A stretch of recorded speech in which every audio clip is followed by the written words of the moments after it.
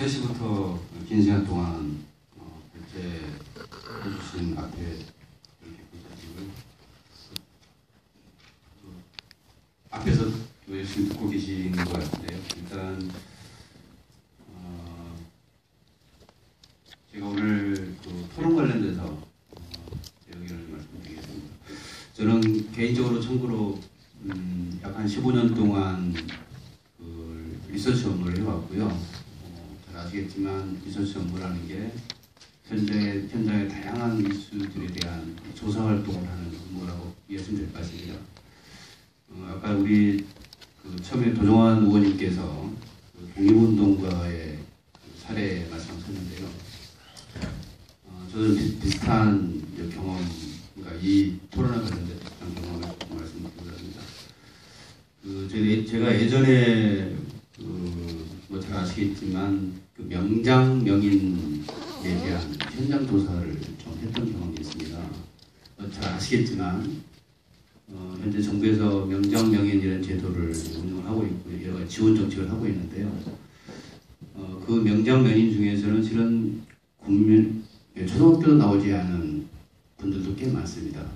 그분들은 오직 현장에서 평생 다양한 시행착오와 경험을 겪으면서 국내에서 가장 우수한 기술을 확보하고 인정받은 분들인데요. 그분들 제가 이제 인터뷰 이런 걸 하면서 좀 한 분한테 물어본 경험이 있습니다. 이런 정말 현장의 생생한 기록, 어찌 보면 그 후세에도 이어져야 될 이런 기록들을 뭐 책이나 이런 걸 조금 만들어서 좀 내시면 뭐 시장에서 많이 팔리지는 않을지 모르겠지만 선생님이 갖고 계시는 그런 그 우수한 기술이 정말 후배들에게 좋은 교보가 될 것 같다고 말씀을 드렸더니 그분 하신 말씀이 뭐 본인들의 욕망은 하고 싶은 욕망은 많죠. 그런데 그걸 하려면 본인들의 어떤 아까 글 쓰는 기술이나 이런 것들이 부족하고 또 그런 거를 실은 다른 사람들에게 조금 대신 그러니까 저희 같은 전문서 연구를 하는 사람들에게 의뢰를 해서 좀 내보려고 했는데 그게 또 비용이 드는 문제라 포기했다는 이제 뭐 제가 일단 일화가 있었는데요.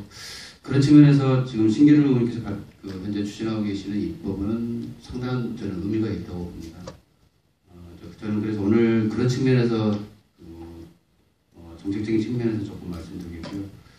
참고로 저희 그 한국입법정책연구원은 이런 이제 조사를 기반으로 해서 여러 가지 입법 어떤 정책 개발에 대한 지원 활동을 하고 있는 민간 연구소라고 보시면 될 것 같고요. 일단 저는 오늘 이 신기루 의원이 추진하고 계시는 입법 제목에 대해서 상당히 좀 주목을 했습니다. 민간 저술 및 연구죠. 근데 출판은 좀 빠져 있습니다. 그러니까 제목에는요. 내용에는 들어가 있지만 저는 출판을 뭐 이렇게 제가 뭐 필요 없다 이런 의미가 아니고요.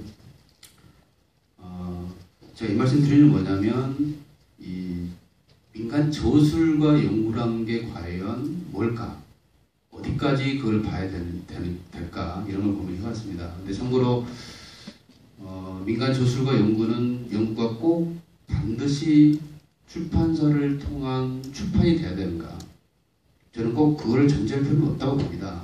왜냐하면 우리나라에서 이제 IT나 여러 가지 이제 문화 인프라들이 과거에 비해서 많이 좋아졌기 때문에 우리가 책이라고 하는 형태로 출판을 통해서 민간 저술 이런 것들이 꼭 공시가 될 필요는 없겠다. 물론 되면 좋겠죠. 그러나 거기에 따른 여러 가지 이제 그 비용 문제가 발생하기 때문에 그래서 저는 그 민간 저술이라는 문제를 출판사를 통한 출판으로만 결론을 가져가는 것은 좀 옳지 않겠다는 생각이 듭니다. 왜냐하면 출판사는 이익을 추구하는 민간 기업입니다.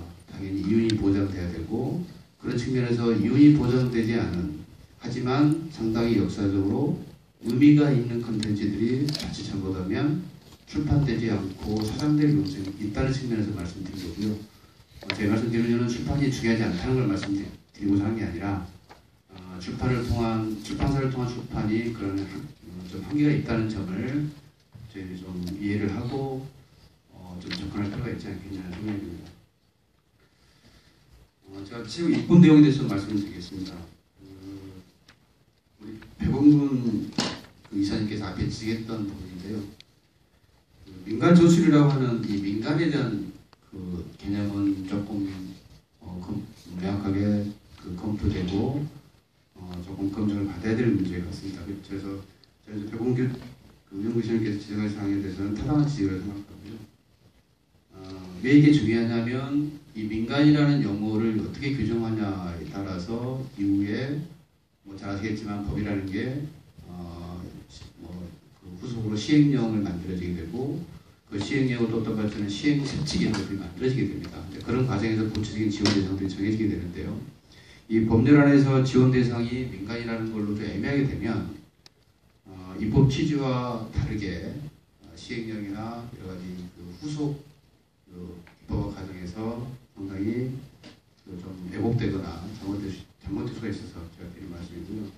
그래서 저는 이거는 제 개인적인 의견입니다. 그래서 민간이라는 개념을 직업적 전문 연구자나 저술가와 대비되는 비직업적 일반인으로 조금 해보는 것도 좀 어떨까 이렇게 좀 제안을 드리고 싶고요. 두 번째는 이제 우리가 저술을 하려면 아까 우리 앞에 백사께서도 글쓰기를 하려면 여러 가지 이제 기본적인 그 역량 요건이 지적하셨는데요. 비직업적 일반인들이 책을 쓴다는 게 쉬운 작업은 아닙니다. 그래서 저는 이런 비직업적 일반인들의 연구조사 활동에 대한 직접적인 지원도 필요하겠지만 이런 게 필요한 역량을 키우기 위한 다양한 교육 지원들도 만들어질 필요가 있다는 생각이 들고요. 그래서 우리 앞에서 책 한 100권 이상 쓰신 분들처럼 그분들을 멘토로해서 그분들 중심으로 해서 어떤 글쓰기, 저술 이런 거에 대한 역량 교육이 좀 필요하고 그런 거를 제도적으로 지원하는 체계가 굉장히 필요하겠다는 생각이 듭니다. 이제 세 번째는 아까 앞에서 잠깐 언급됐던 문제인데요. 이게 이제 전문 연구자들하고도 대비되는 측면이 있습니다. 있는데 전문 연구자와 저술가들과 일반 비직업적 일반 저술가들과의 어떤 협업 체계가 굉장히 필요하다고 봅니다. 이렇게 되다 보면 기존의 전문적인 연구자들과 저술가들을 지원하는 여러 가지 제도들과 약간 상충된 측면이 있다고 봅니다. 그래서 이 입법 취지를 살리려면 저는 명확하게 이게 이제 민간 저술 법령을 놓고 보면 민간 저술가들을 지원을 하기 위한 법이기 때문에 그 중심에는 이런 민간 저술가들 중심을 하고 보조 서포트로 민간 전문 연구자나 저술가들이 지원하는 그 비율은 좀 조금마다 다를 수 있겠죠. 그래서 일단 메인은 비직업적 왜냐하면 그분들이 제자니까 그분들 중심으로 하고 거기에 체계성과 어떤 이런 완성도를 높이기 위해서 전문 연구자와 저술가들의 어떤 공동 협업을 이끌어낼 수 있는 것들이 좀 명확하게 정의될 수 있었으면 좋겠습니다. 그 다음으로 마지막으로 제가 이제 나머지 부분은 지정 토론문에 정리하는 내용을 참조하시면 될 것 같고요. 이제 문제는 이게 저술을 해놓고 만들어 보면 이걸 어떻게 활성화시킬 것가 저는 그것도 가장 중요한 문제입니다. 그래서 이런 향후 활용에 대한 지원 대책들이 좀 중요할 것 같고요. 그런 부분들은 그래서 여러 가지 우수한 청작물에 대해서는 우수 인증제나 추천제 이런 것도 저는 좀 필요하다고 봅니다. 필요하다고 보고요.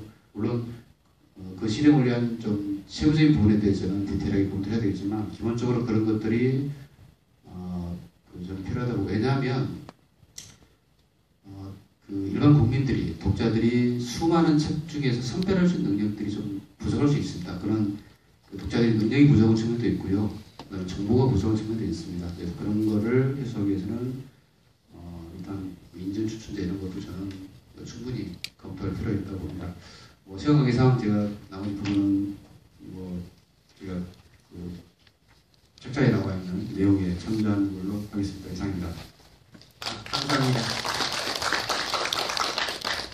예, 여기 그 발중 내가 좋은 내용들이 많으신 것 같은데 지방방에서 많이 주의 부탁드립니다. 이어서 토론을 정생을